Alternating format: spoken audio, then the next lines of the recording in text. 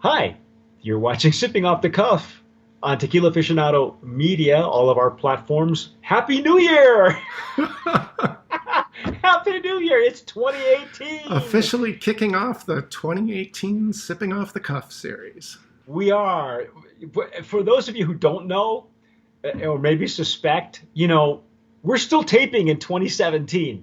We have come to the end of our 2017 season because we're about ready to, if you're watching this, we are really about a month away, maybe less, from launching the Wild Wild West tour, which will take us to the end of the year. So we're pretending this is 2018. And we are taping the brand new batch of Sipping Off the Cuffs. Boy, wasn't 2017 a tough year? Whew, boy. I'm sure glad those brands of promise are over. Yeah. Boy, that voting was. Congratulations to all the winners too, by the way. That's right. That's right. Boy, that organic category, just like we thought, was neck and neck right to the end. Yeah. And speaking of organic, tonight, continuing in that realm, in that thought, we have this evening a brand new tequila, Suave. Premium Suave tequila. This tequila has been, I'm gonna say it's been on oh gosh, this has been in the works for maybe 5 years, anywhere from 3 to 5 years.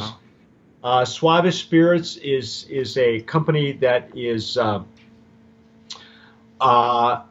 it's run by a gal that we know from Facebook, and we know from previous other brands, who's in the wine and spirits industry. Her name is Susan Geach. This is her baby, along with who's the master distiller of this tequila? This was a real interesting thing. Yeah, there's some good names involved here. The master distiller is Jaime Villalobos Souza, another fifth generation Souza, descendant from Don Zenobio of the big Souza. The Souza clan, the Souza family. So somewhere along the line, Jaime Villalobos Souza and Guillermo Erickson Souza are cousins. So they're both fifth generation, give or take, maybe once removed, but it is obviously lots of pedigree there. Yeah. This has been a long labor of love. Anybody who's friended Susan knows how long she has been working on this brand. Holy cats! But first of all, look at the packaging. What do you think of the packaging, Rick? It's really interesting. The labels are very substantial. Yes. Really really thick quality label stock that they're using. There's this really interesting cut on it. It's embossed.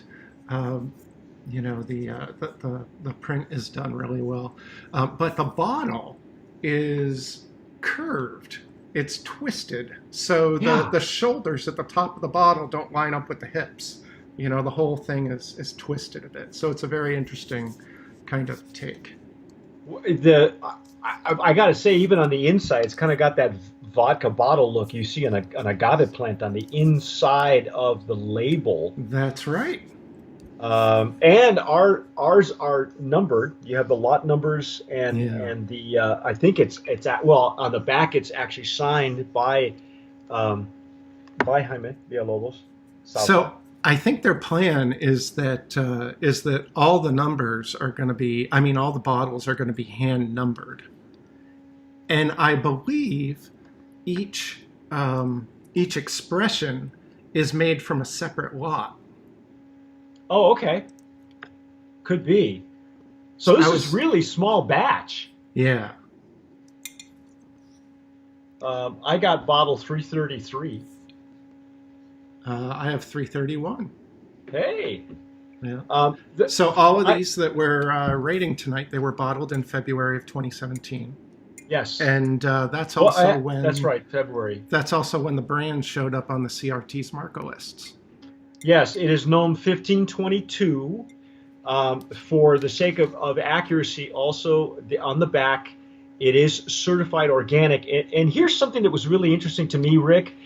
They, unlike some of the other organic tequilas that we tasted last year, um, this particular brand is their certifying agency is certified organic by Kiwa BCS OCO Guarantee.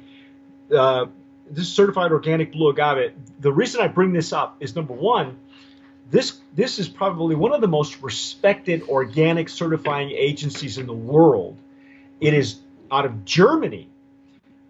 They have an office in Mexico City. Of course, everybody does.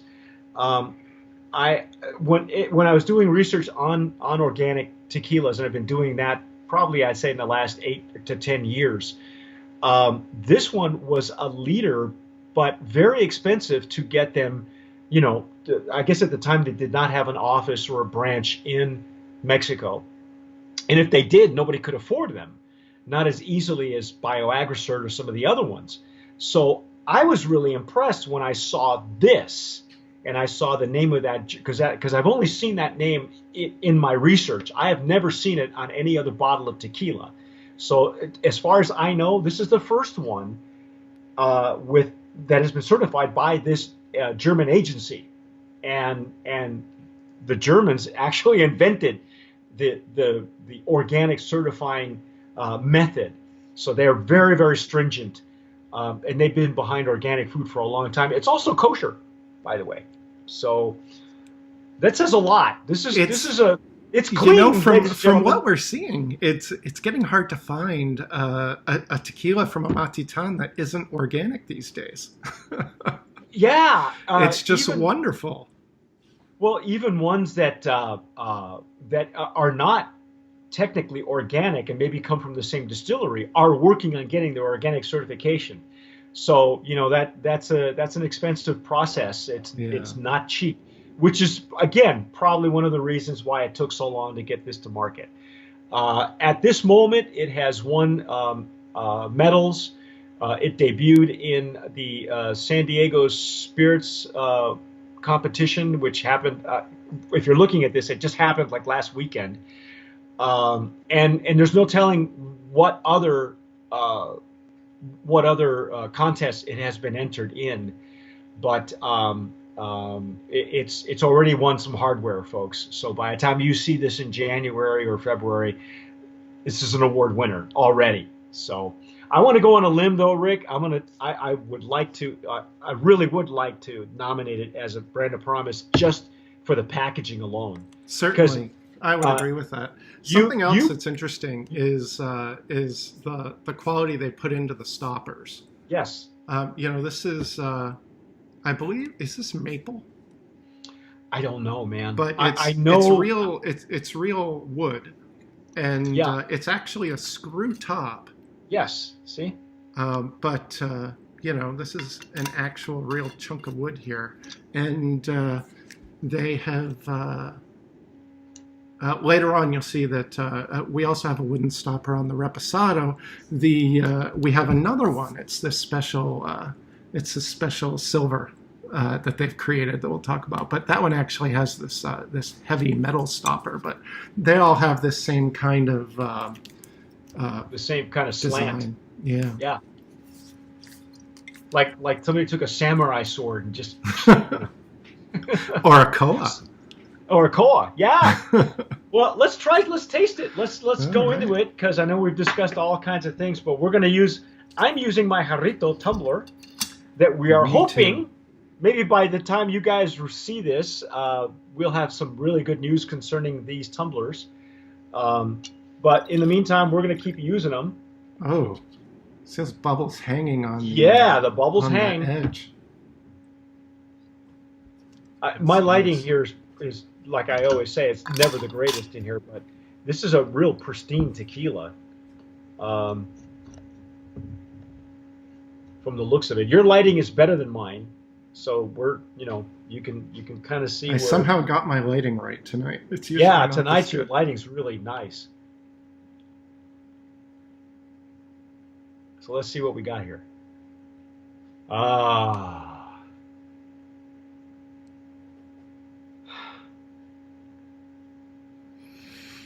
Mm.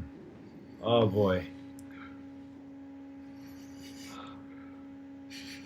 Boy, the citrus really jumps out at you. Yes. It's like a lime zest, isn't it? Yeah, or maybe lemon. I don't know, something in there. It's right in that Right in that, spot. yeah. And then the agave is very nice as well. I'm getting, I would say it's a baked agave that I'm getting. They're cooking their agaves in an autoclave. They're at NOM 1522 Hacienda de Oro in Amatitan.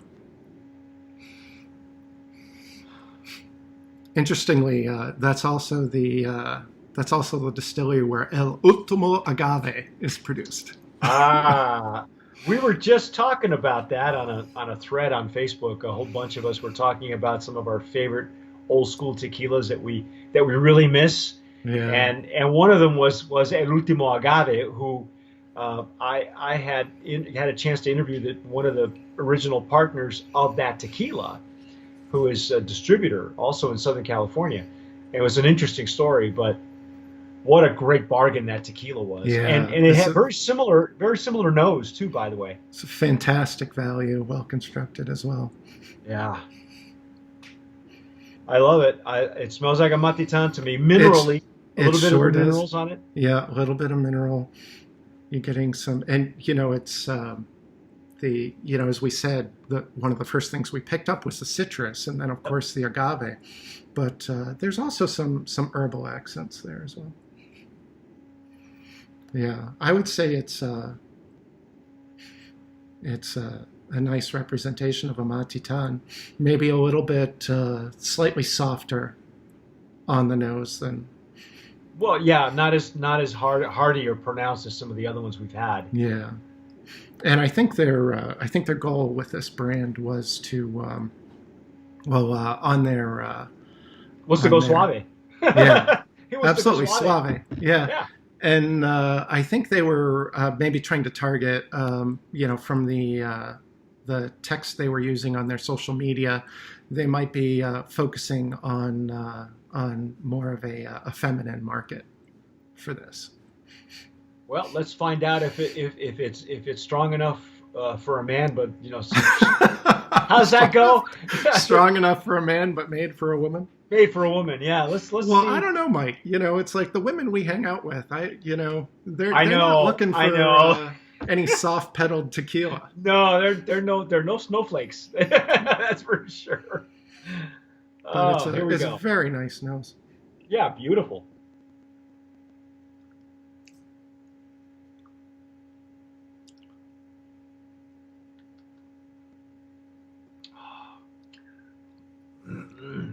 Soft entry. I'm getting a big pepper on the back end. Yeah, It's nice. on the back end or mid palate. I think Yeah. I think I got mine on the mid palate now.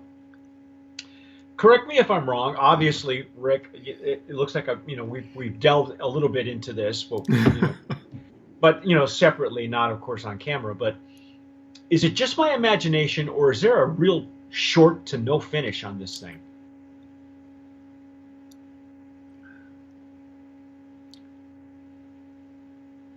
I'm getting a little bit of a lingering pepper effect on, the very back of my tongue, back of the palate, and that's nice. But the finish probably isn't as long. The reason why I dipped into this as much as I have already is because I wanted to try to compare it to some of the other organics that we've had from Amatitan, and Well, like you said, it's not as hardy, it's not as in your face as some of the other ones that we had last year. We can name them off: Four Copas, Azuñia. Azuñia. There was one that Alex and I had that was working on its organic certification. It's coming out of the same distillery as Four Copas, but it was called One More Time, Mhm. and they're working on getting their certification. They don't have it yet. But those Amatitan tequilas, how much you and I love those, and Yeah. they're really just hearty and they're in your face. Pepper, they're very, very distinctive from the highlands and from the lowlands. Yeah. And we don't lump them. We don't lump a Matitan into the lowlands like some people do. I think lowlands is a completely different flavor profile, and a Matitan would, I guess you would consider it the valley. Whereas the highlands are, of course, the highlands. Um, I love this. Is very consistent, very consistent. There's no surprises. Hmm. I'm not sure. I'm going to have to pour a little bit more into this because um, I know initially there was the reason I bring this up is that it's reminiscent to me of the original Four Copas, which I don't believe you've ever had. The No. original Four Copas had no finish, little to none. Hmm. It had all the flavor characteristics, and then all of a sudden it would just disappear. And that was its charm at the time. That was in the 90s, the early 90s, and it was really a big deal because it really was the epitome of the term smooth. Even though I tried never to use that descriptor. So to me, this is almost giving me the same reaction. Like this is a Yeah. throwback tequila with little or no finish because I'm not getting a warm fuzzy. And I don't know about you. I mean, that's why I'm asking you because we're both really heavy into the flavorful blancos. Yeah. Yeah. This And is, I think this is a bit more muted. You still get that mineral quality that you're used to from a Machitan, and I think the pepper is nice on the palate, but it it is more suave, I would say. right. So And so do you if think that's what they were going for, you know, I they think what did it? they from the materials that I read, it sounded like they might be trying to take more generous cuts off of the heads and the tails. And if they are cutting more off the tail, then you would lose a lot more of some of those additional flavor qualities that we might be used to from some of the others. But it's also going to make it smoother. Well, I think they accomplished what they set out to do. I know that we were still working on the jarrito glassware as far as how the legs and tiers bead. Yeah. It's clean. It is one of the cleaner tequilas that you and I have seen. But again, reminiscent of just about every organic tequila out of Matitan that we've had. Um, I'm going to go for Brenda Promise nominee, man, in that Blanco category.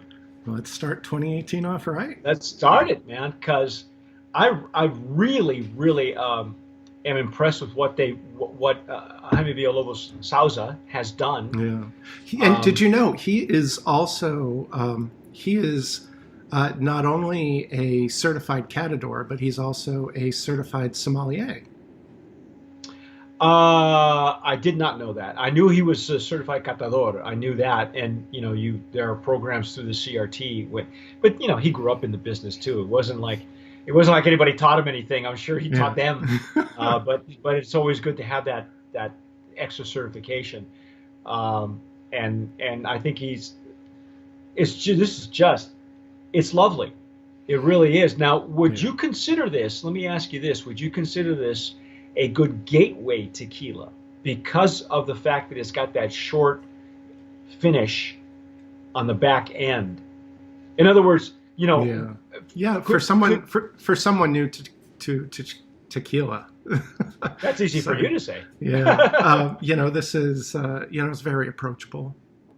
It would Okay. be an easy in. Okay. Yeah. The other thing I wanted to ask is, could we use this in a cocktail? I think you certainly could.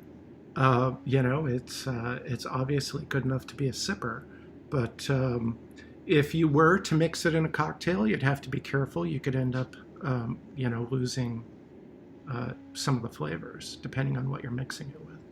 Okay. All right. I agree. I agree. Um, I let me see if there's anything else that we need to cover on this Blanco, because the neck tag, there's no real POS, but the neck tag sure carries a lot of information. Yeah, you can follow Suave Spirits on Facebook, Instagram, and Twitter. Um, let's see here if there's anything that we can cover here, and um, our intent is to share with you a tequila that has every sip soothes your spirit and enhances your moment. And there's a picture behind me if you look. He's a fairly young guy. Yeah. You notice that? I don't know if you he's all younger can than see that. younger than Guillermo. Yeah, or at least he's using a lot of Grecian formula. Otherwise, because Guillermo's a silver fox. Yeah. But they're using open air fermentation with only natural yeasts, which is cool. They're fermenting in stainless steel vats, open air vats. They're using stainless pot stills.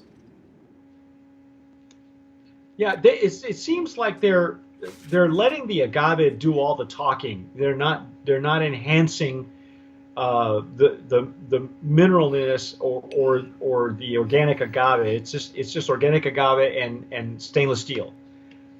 They're not using the copper pots or anything like that to amp up whatever flavor is there.